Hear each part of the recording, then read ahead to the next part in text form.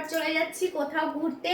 তো মানে কেউ ডাকছিল, আমার একটা ভাই খুব আদর করে রিঙ্কু দিদি এসো, রিঙ্কু দিদি এসো, কিন্তু আমি বলছিলাম না, যাব না, আমার ইচ্ছা হচ্ছে, আমার ছেলের ইচ্ছা হয় না। তো এই করতে করতে দেখছি আমার মাসি, এই মাসি ওই মাসি সবাই আসছে। তো আমি বলছি আমার মনটাও ছটফট করছে, ছেলেকেও বললাম, ছেলেরও মন ছটফট করছে, কিন্তু ভাই ওদেরকে আমরা জানাইনি যে আসছি।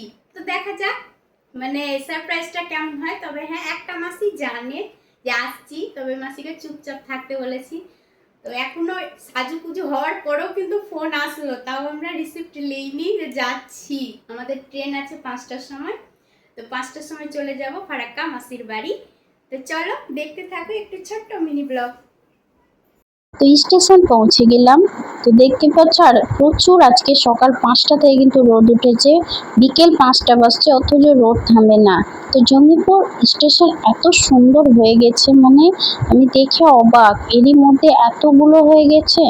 তো যাই হোক, ঘুরে ঘুরে দেখছিলাম, ট্রেন আসেনি তাই আমরা ঘুরে দেখলাম, তার মধ্যে ট্রেন চলে আসলো।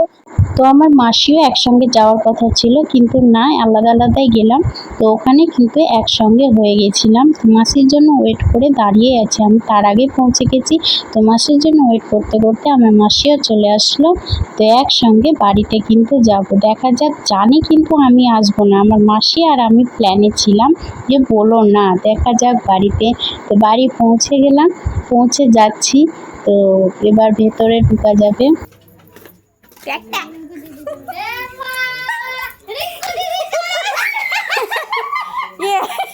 তোমরা আজও আমি আসবো না, বুঝলো?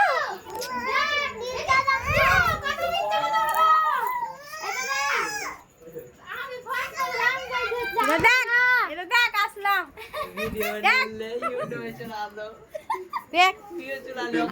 কিভাবে আসতিস রে ভগবান, হে দেখেছো?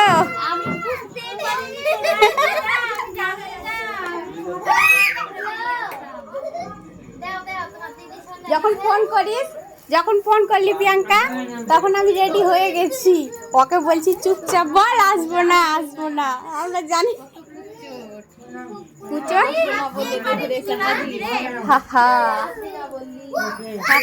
কেমন লাগে?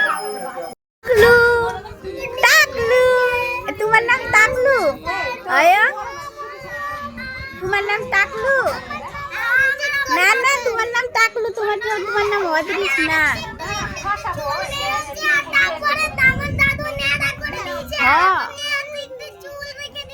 আচ্ছা, আর তোমার চুল আছে? আচ্ছা। তো এই কাকিমার সন্ধে পুজো হলো, তাই একটু প্রসাদ দিল, প্রসাদ নিলাম। প্রসাদ নিয়ে মাসির বাড়িতে গিয়ে এই সিঙ্গারা আনা হয়েছিল, তো ওটার সঙ্গে মুড়ি মাখিয়ে খাওয়া হচ্ছে। তারপরে একটু মুড়ি খেয়ে চলে আসলাম জামাইবাবুর সঙ্গে দেখা করতে। শালি বলে কথা, জামাইবাবুকে দেখা না করলে হয়। জামাইবাবুর সঙ্গে দেখা করে রাত্রের খাবার খেয়ে সবাই কিন্তু ঘুমিয়ে পড়বো।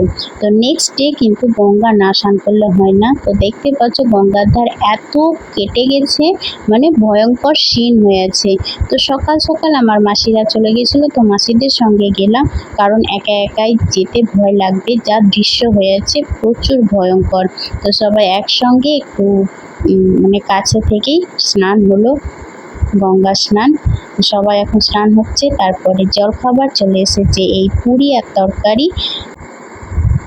তো খেয়ে দিয়ে চলে যাব এই একটু বাজার করতে, কাছে আছে বাজার। তো চলো। তো এই হচ্ছে নয়নসুখ গৌড় মন্দির, মানে যে কোনো পুজো পাঠ এইখানে হয়। আর তারপরে এই যে মাসি, আমি, আমাদের ঝুমা, সবাই মিলে চলে যাচ্ছি বাজার শপিং করতে। তো দেখা যাক শপিংয়ে আমি অত কিছু নেইনি। তা আমার এই মাসিটাকে দেখছো, বাপরে বাজার, মানে যেখানেই বাজার থাকুক না কেন আমার এই মাসিটা প্রচুর বাজার করতে পারে।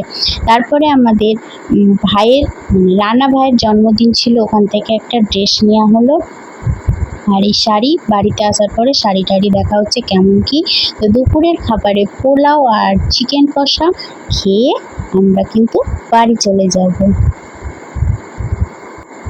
তো রেডি হয়ে গেছি, মানে রেডি হয়ে গেলাম, খেয়ে খাওয়া দাওয়া করে আবারও চলে যাব বাড়ি। আমার মাসি আর আমি, বাকি সবাই কিন্তু থাকলো। টাটা টাটা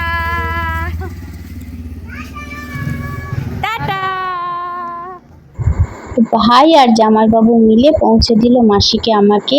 তো স্টেট বাস ধরবই, কারণ ফ্রি বলে কথা, লেডিস ফ্রি ছাড়া যায়, তাই স্টেট বাসের জন্য ওয়েট করতে করতে ফাইনালি স্টেট বাস চলে আসছে একটা।